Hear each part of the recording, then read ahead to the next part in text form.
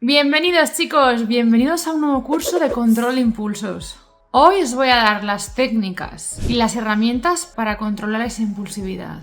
Si muchas veces sentís que una tormenta de emociones controla vuestra vida, este es vuestro vídeo. Ese impulso de comer cuando estás muy ansioso, de gritar en un atasco, de revisar el móvil sin parar a ver si te ha hablado tu pareja, no es un defecto de carácter, es una señal. Y a veces hay que parar a escucharla, esas emociones tan intensas, y saber gestionarlas. Y para eso existen las técnicas para la regulación emocional y control de impulsos. Primero, no te identifiques nunca con la emoción. Tú no eres la ansiedad, no eres la ira. Eres el capitán que observa esa tormenta de emociones. Y tomando esa distancia desde fuera, por pequeña que sea, es donde reside tu poder. Esa emoción tan intensa no se apodera de ti, sino que tú tienes el poder de ella.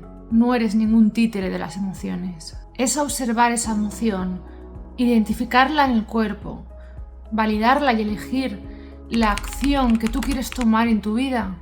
Y desde ahí preguntarte, si actúo de esta manera, me acerca a lo que quiero ser en mi vida, a esa persona en la que me quiero convertir, o si en cambio me dejo llevar por ese impulso y me aleja de la persona que yo quiero ser. Pues vamos allá con las técnicas de diferentes terapias para controlar los impulsos.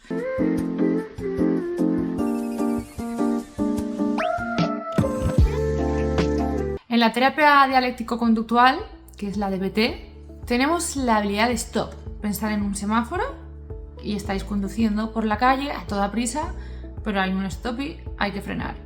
O en un semáforo en rojo. La S de stop es para, es decir, no hagas nada, congélate, paralízate, rompe ese automatismo. La T es tomar conciencia, respira, aléjate física y mentalmente de la situación.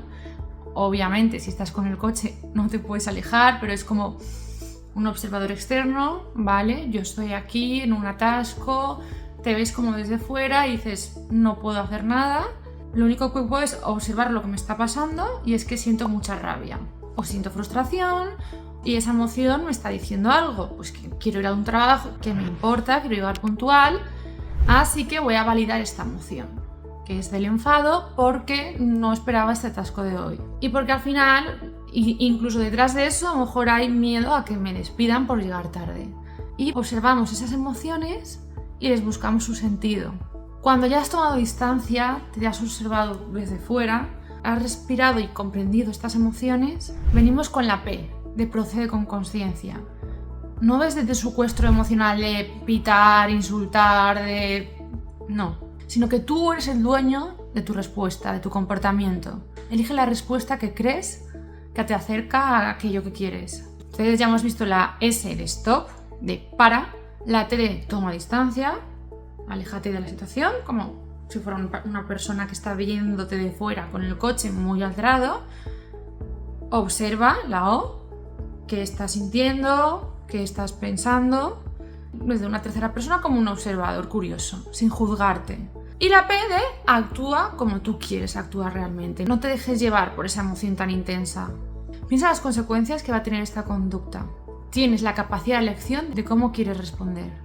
Seguimos con la terapia dialéctico-conductual, DBT. Vamos a hablar del kit de primeros auxilios emocionales. Esto se llama las habilidades TIP. Tu emoción es muy intensa, como la rabia, la ira, y te apetece pegar un portazo a la puerta o tienes ganas de insultar a alguien porque estás muy enfadado con esa persona. Aquí el objetivo es cambiar la química de tu cuerpo, porque esto es neurobiología. ¿Y cómo cambiamos la química de nuestro cuerpo cuando estamos muy acelerados? La T de temperatura. Sostén un hielo o échate agua fría en la cara, en la nuca, dúchate con agua fría.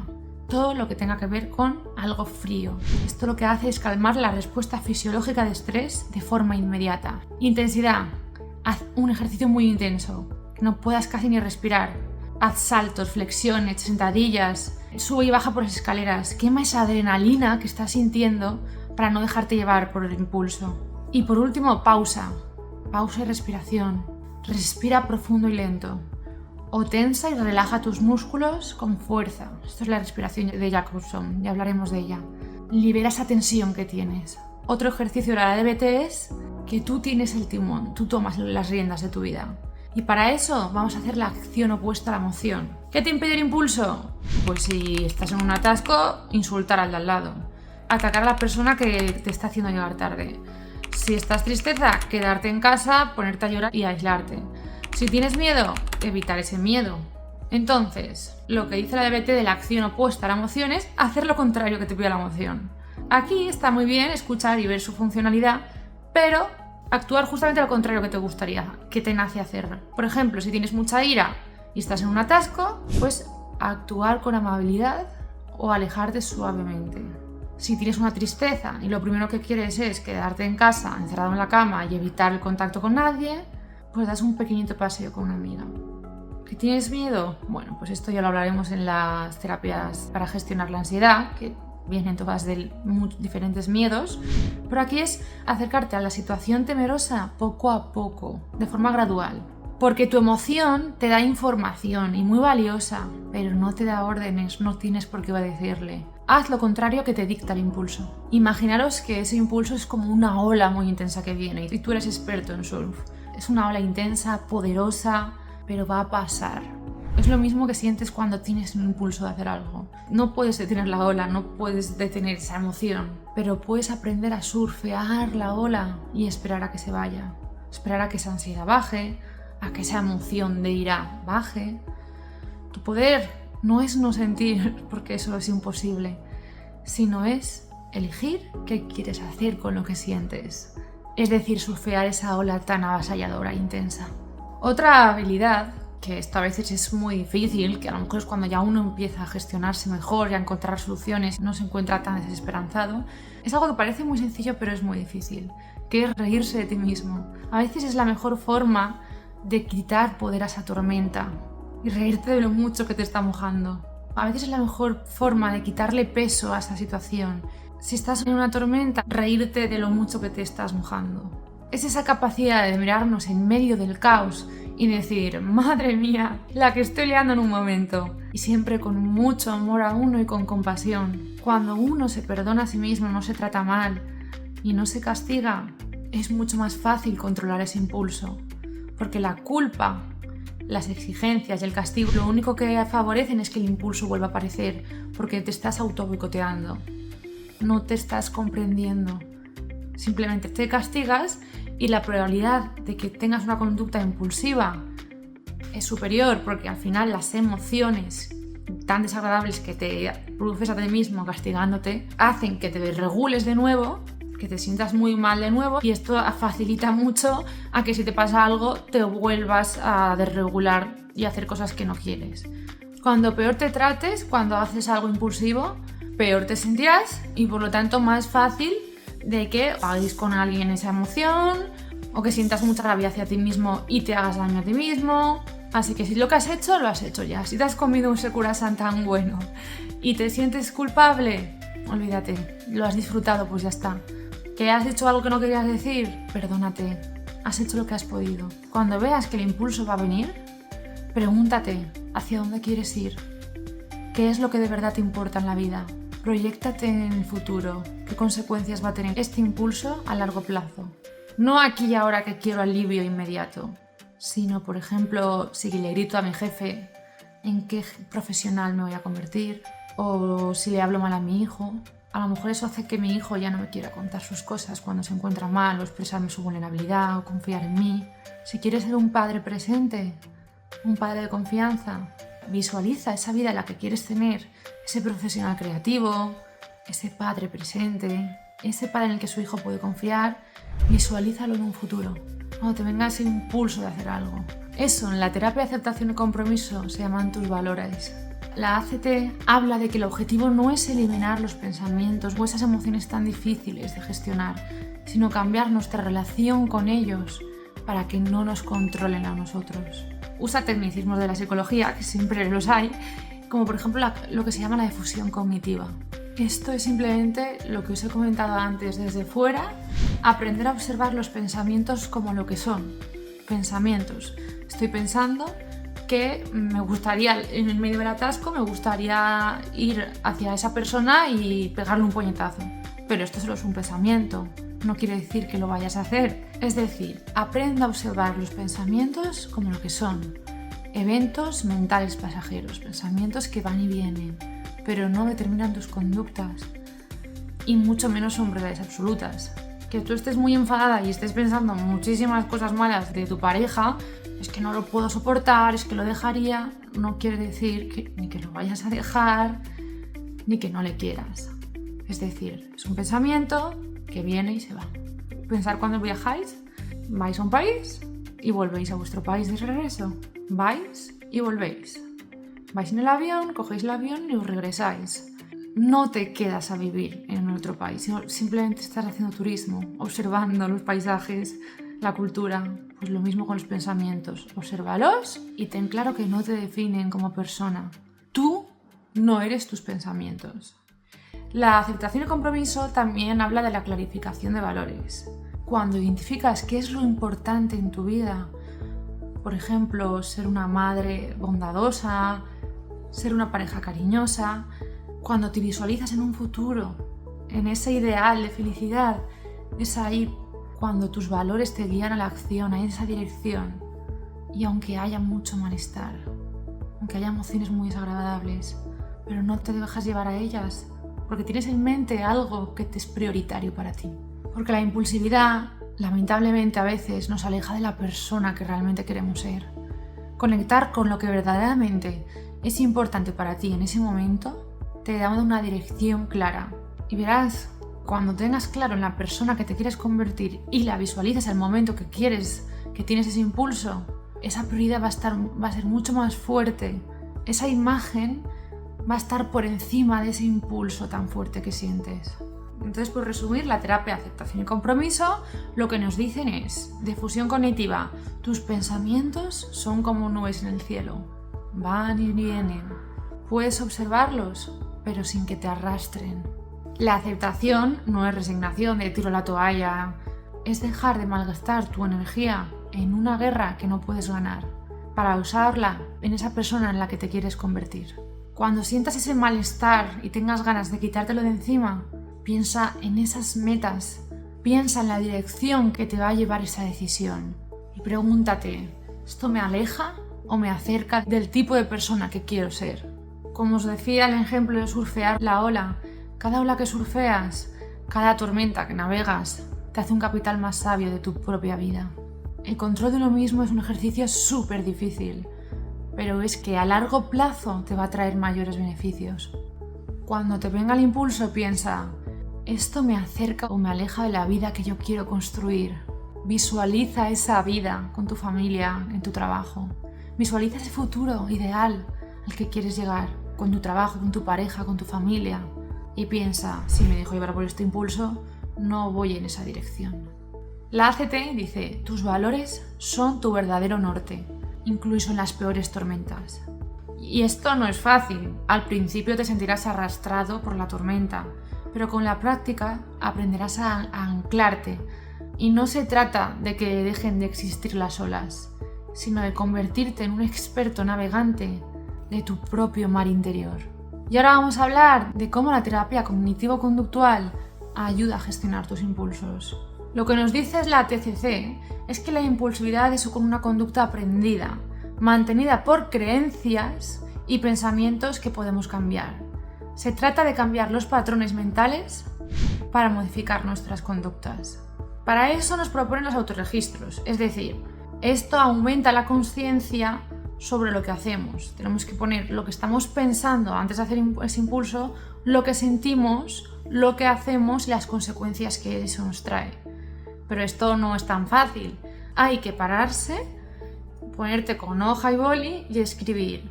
¿Qué situación estoy viviendo? Pues estoy en un atasco. ¿Qué estoy pensando? Que voy a llegar tarde al trabajo y que al de al lado le quiero dar una leche. ¿Qué estoy sintiendo? Rabia, malestar, agonía. ¿Dónde? Pues en la barriga, en el pecho, me cuesta respirar. ¿Y por qué ocurre ese impulso? Porque el trabajo me importa. Y después de hacer estos autorregistros, que normalmente el psicólogo los manda para casa, para que en el día a día los vayas haciendo cuando tienes esa necesidad, para ver luego en terapia, con detalle, qué has pensado, qué has sentido y qué has hecho, Lo que se trabaja luego en terapia se llama reestructuración cognitiva. Es identificar los pensamientos automáticos que te vienen. Como por ejemplo, si no llego pronto al trabajo me van a despedir. Si no insulto al del otro coche, va a pensar que mejor que yo y me va a adelantar. Y entonces cuestionarte esos pensamientos para cambiarlos por otros más realistas. Es decir, en tu historia de aprendizaje, en tu historia de vida, aprendiste a que tenías que imponerte por encima de los demás para que otros no te pisaran. Pues es ahí donde empiezas a plantearte estas cosas. La terapia cognitivo-conductual es entrenar el músculo de tus pensamientos. Como quien va al gimnasio a entrenar un músculo, pues aquí constantemente te preguntas si tus pensamientos te sirven para algo, de dónde vienen esos pensamientos, esas creencias. Y se basa en identificar ese pensamiento automático que viene rápidamente a nuestro cerebro de, por ejemplo, pues es que si no rindo, si no soy hiperproductivo, nadie me va a querer, no valgo nada. Y entonces el psicólogo te hace preguntas para que veas que eso no es así. ¿Es 100% verdad? ¿Qué pruebas tienes de que nadie te va a querer? Y te intenta hacer llegar a una conclusión más realista y más positiva para ti. Pues mi valor como persona... Y el paciente acabaría creyéndose una nueva creencia que diría: mi valor como persona no depende de mi productividad, sino de mi presencia con otras personas. Mi sola presencia ya es valiosa de por sí. No tengo que hacer nada más. La terapia cognitiva conductual es muy científica. Te va a decir, ¿el hecho de que no rindas es un hecho comprobado o es una opinión muy dura hacia ti misma? ¿Tengo pruebas reales de que si no rindo no valgo? ¿Qué significa realmente rendir para ti? ¿Quién puso esta regla, esta creencia en mí cuando yo era pequeñita? Tal vez los mandatos en el colegio, o tal vez tus padres, que eran muy rígidos y muy estrictos y muy exigentes contigo. Luego te hace plantearte en otro tipo de situaciones. Si tuvieras un mejor amigo, ¿le dirías esto? Si estuvieras una niña muy pequeñita que te causa mucha ternura, ¿le dirías que si no hace los deberes no vale? Te preguntaría también, ¿alguna vez has valido? Aunque no hayas rendido, ¿recuerdas momentos donde alguien te ha querido solo por estar ahí? ¿Qué otras partes de mí que a la gente le gustan que no tengan nada que ver con rendir? Yo no solo soy eso, ¿no? Una persona que trabaja hiperproductiva. ¿Qué más eres? Soy sensible, tengo muy buen humor, soy muy cariñoso. ¿Qué más te define como persona? ¿Qué otros roles tienes en tu vida? ¿Este pensamiento te ayuda, te hace feliz o te hace sentirte más pequeñito? Y muy importante saber de quién aprendí este pensamiento, de que el amor depende de mi rendimiento, que a lo mejor esa persona no supo hacerte ver que el amor era otra cosa. Al final la conclusión es que cuando no rindes, sigues valiendo. Cuando estás cansado, sigues valiendo. Y cuando te equivocas, sigues valiendo. Deciros también que la impulsividad atraviesa muchas experiencias humanas. Y es un desafío que se manifiesta en muchos trastornos, como por ejemplo el trastorno del TDAH, trastorno de la conducta alimentaria, las adicciones, el trastorno límite, la ansiedad. Al final, muchas veces lo que tienen en común es querer quitarte esa emoción tan intensa, normalmente desagradable, y hacen conductas desadaptativas que tienen consecuencias negativas para tu vida. Entonces, resumen de la terapia cognitivo-conductual. Dice que la impulsividad es una conducta aprendida y mantida por creencias, que normalmente vienen desde cuando éramos pequeñitos. Lo que queremos es quitarnos estas creencias y construir otras nuevas que nos hagan más felices. Para eso tenemos los autorregistros, que donde dices la situación donde estás, me encuentro en un atasco, lo que sientes, lo que piensas, cómo actúas y qué consecuencias tiene esto a corto plazo y a largo plazo. Esto es para que tú mismo tomes conciencia de tus patrones de conducta, qué dispara ese impulso y qué es lo que lo mantiene. Luego tenemos la terapia sistémica familiar, que si queréis ver más podéis ver otros vídeos donde hablo de ella, que básicamente se basa en que la conducta impulsiva no es un problema aislado de esa persona, sino que a menudo forma parte de un entramado relacional. Es decir, que el tratamiento se centra en las dinámicas del sistema, en este caso la familia, que perpetúen el problema. Son patrones familiares que al final hacen que esa persona siga teniendo ese síntoma.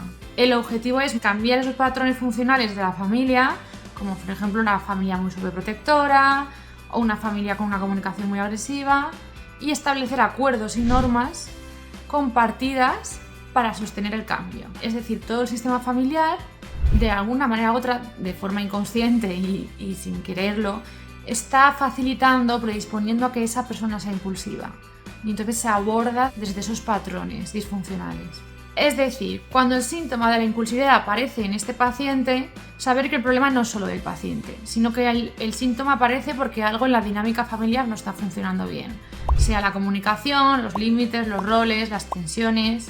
Entonces, si tenemos a un chico, por ejemplo, que siempre grita o rompe cosas cuando se enfada, la terapia no solo se focaliza en esa persona, en este chico, sino en toda la familia como un sistema. Trabaja en cómo se comunican en casa, si hay gritos, reproches, qué pasa antes y después de los impulsos, qué personas intervienen, quién calma, quién castiga, qué rol adopta cada uno e incluso a veces qué función tiene esa persona impulsiva. A veces el impulso, que se ve como el problema, lo que hace es tapar o distraernos de otros conflictos que están pasando en la familia. La conclusión es trabajar el paciente con la familia para que no tenga que expresar con impulsos lo que no puede decir con palabras.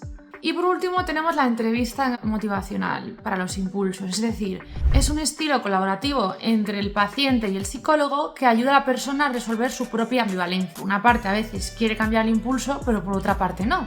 O quiere dejarse una adicción, pero por otra parte no. ¿Qué pros y qué contras hay de hacer esa conducta? Lo que decíamos, yo insulto a alguien, me quito esa rabia a corto plazo, pero a largo plazo, a lo mejor esa persona ya no quiere estar contigo. Por ejemplo, quiero cambiar mi impulso porque sé que acabo teniendo un problema siempre que voy en el coche y tengo atascos y me peleo con todo el mundo. Por otra parte, me da mucha rabia que otros piensen que si no me defiendo, que se crean superiores a mí. Entonces, siempre hay unas ganancias secundarias y unas pérdidas. Al final es motivar a esa persona para que esos beneficios que está obteniendo con esa conducta sigan ahí, pero haciendo otra conducta. Esto es ayudar a la persona que quiera cambiar. No se puede sentir ni obligada, ni juzgada, ni regañada, ¿vale? Y sobre todo explorar esa ambivalencia. ¿Qué te hace reaccionar así en ese momento? La rabia o el hecho de que otros vean que soy vulnerable y quiero ponerme por encima. Y sobre todo, ¿qué problemas te trae después? Consecuencias negativas. Es ver que ese impulso en el fondo sirve para algo, pero que tiene muchos costes en tu vida. Preguntas como ¿cómo sería tu vida si tuvieras más control? ¿Qué personas que te importan pueden sentirse afectadas en tu vida si te dejas llevar por el impulso? Bueno, y hasta aquí las terapias y cada una de sus técnicas para gestionar los impulsos. Si queréis ver más vídeos de psicología clínica, entrar en mi Instagram, Psicólogo a tu lado, o en YouTube. Un abrazo y a gestionar esos impulsos para decidir tú qué rumbo de tu vida quieres llevar.